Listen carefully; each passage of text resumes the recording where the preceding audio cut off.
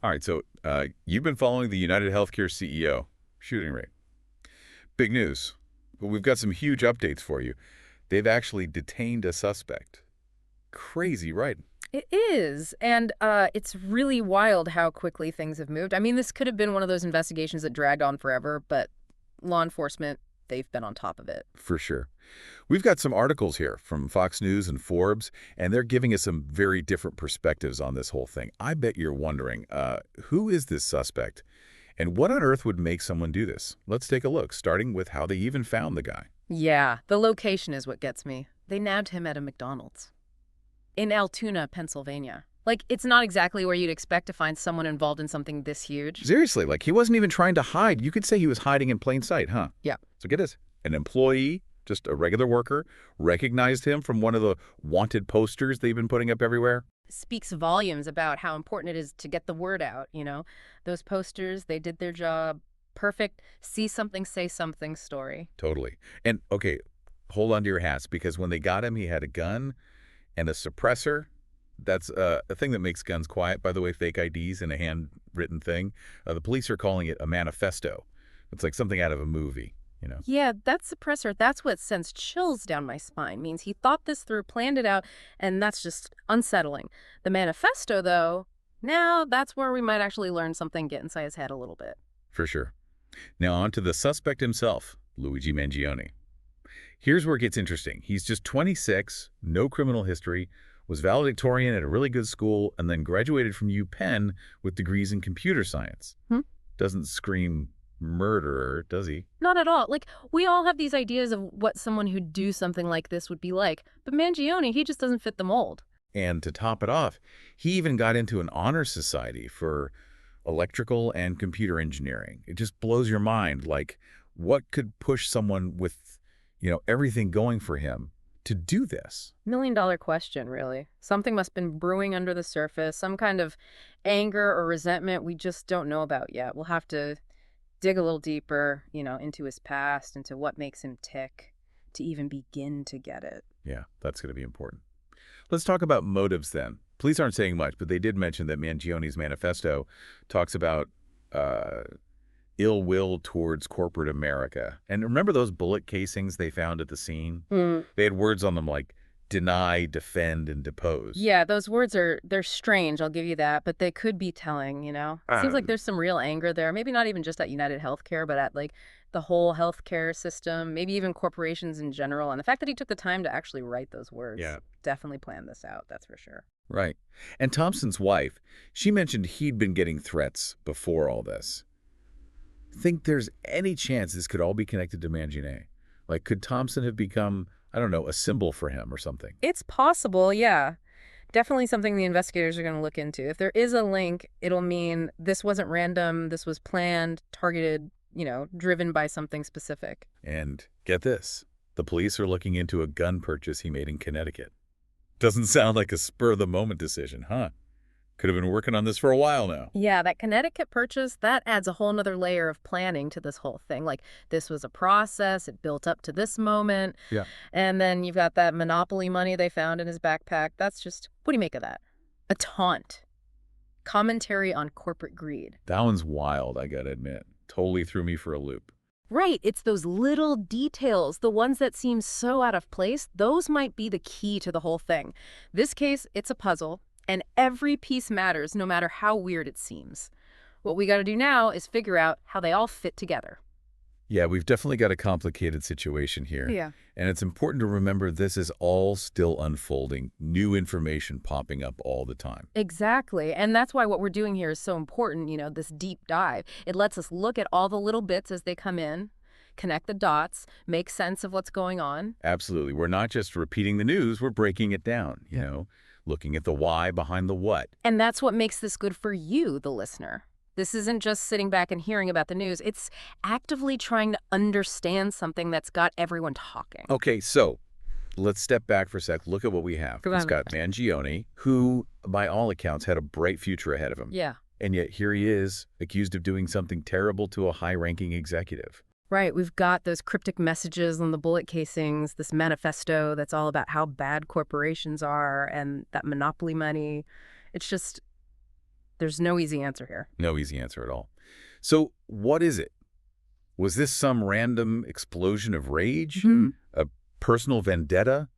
Or is there something bigger going on here? Something about how society's feeling right now? Those are the questions the investigators are going to be asking as they try to get inside Mangiani's head, figure out why he did what he allegedly did.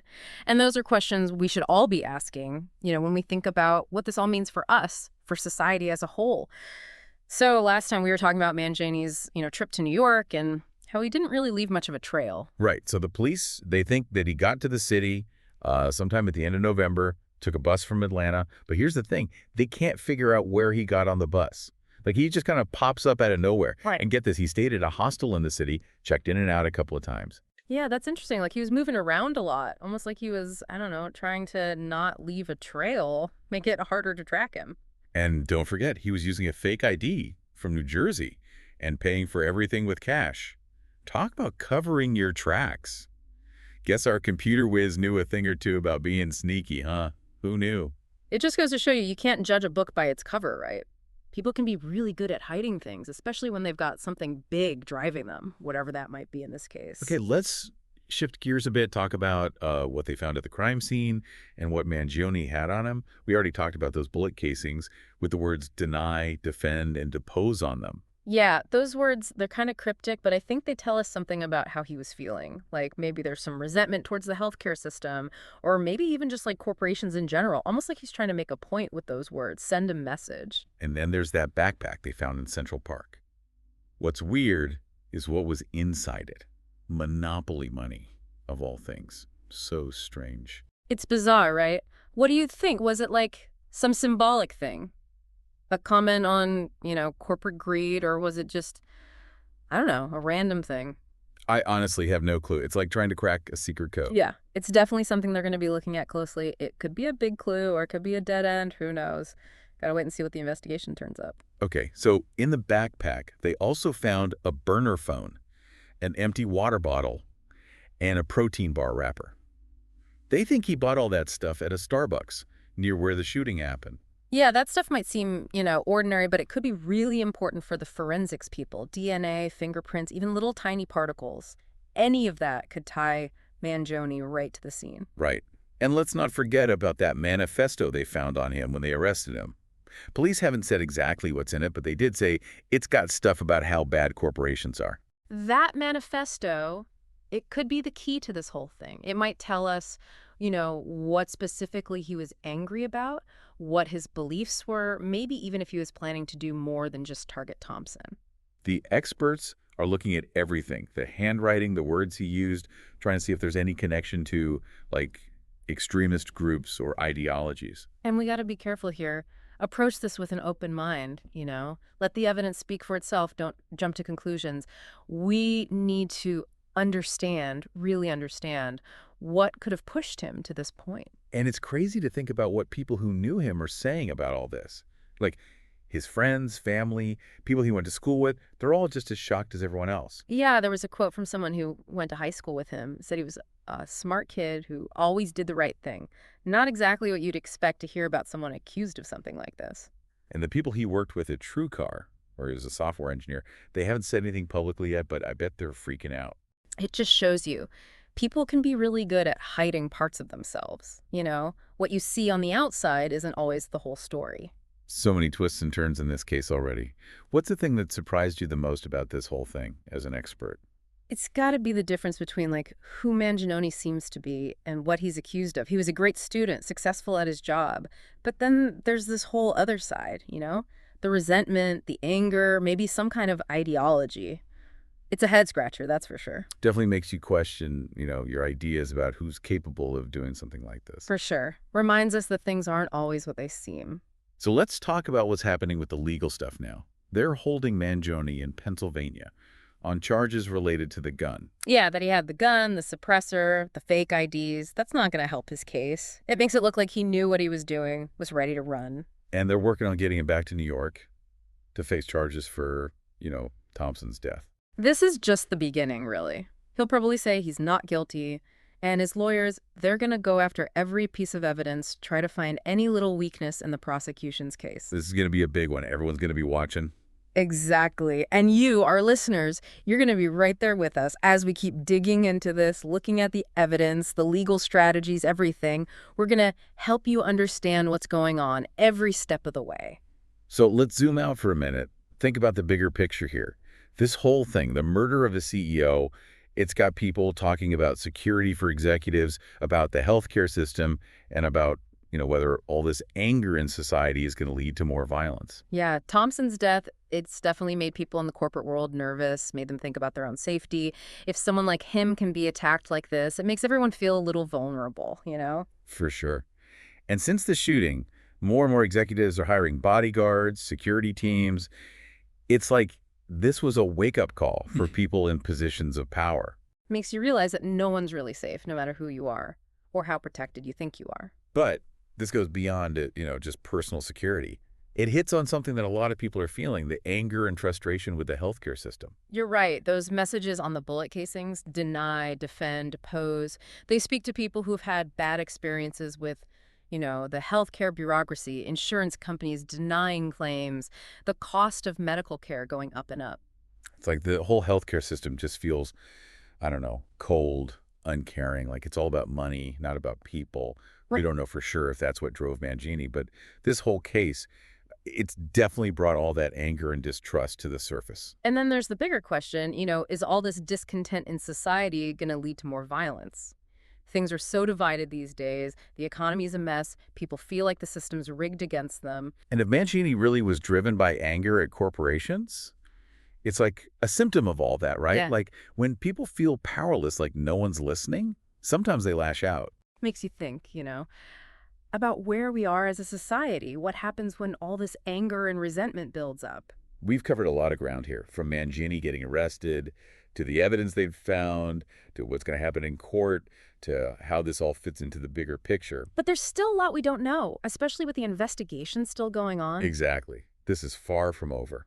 And we're going to keep digging into it in part 3. We're going to look at Thompson and Mangini, try to understand, their backgrounds, their motivations, what brought them together in this whole awful situation. So stay tuned. We'll be back to break it all down for you. Okay, so we're back, still diving deep into this UnitedHealthcare CEO murder case.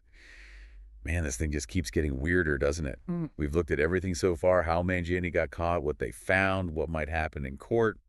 Now it's time to, I don't know, try to understand the people involved, at the center of all this. Yeah, it's easy to get lost in the details of the case, but at the end of the day, this is about people. Real people. Absolutely. So let's start with Brian Thompson.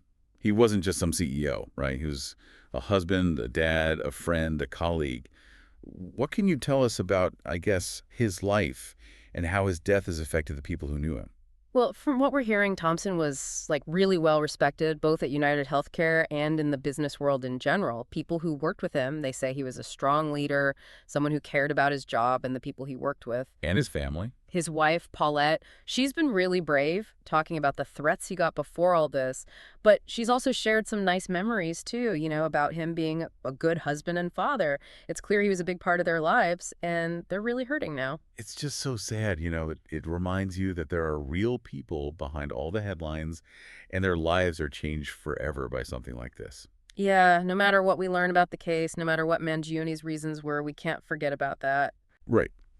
So let's talk about Luigi Mangione now. Like we've said, his past, it just doesn't match up with someone who'd do something this violent. Valedictorian, Ivy League grad, successful software engineer.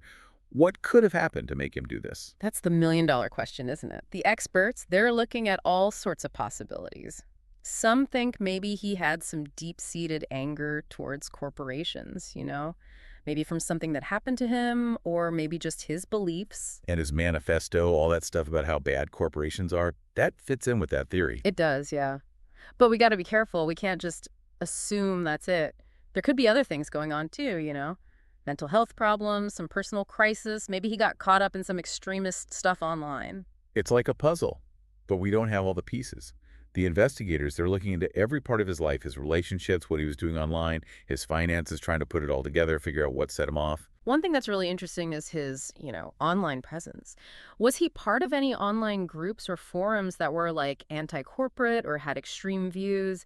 Did he talk to anyone online who might have influenced him, pushed him in this direction? That's definitely something they need to look into. The internet, it can be a good thing for connecting with people, but it can also be a place where dangerous ideas spread. Exactly. And we can't rule out mental health issues either. We don't know if he had any diagnoses or anything, but it's possible there was something going on that people didn't notice, or maybe he wasn't getting help for. It's just hard to wrap your head around, Yeah. going from this super successful guy to someone accused of murder. It makes you wonder if he just, I don't know, snapped, if something wasn't right in his head. This case really shows how important it is to pay attention to mental health and to make sure people have access to good care if they need it. Sometimes the signs are hard to see, even for people who are close to the person who's struggling. So where do we go from here? We've got Brian Thompson, who's gone, and his family and friends who are dealing with that loss.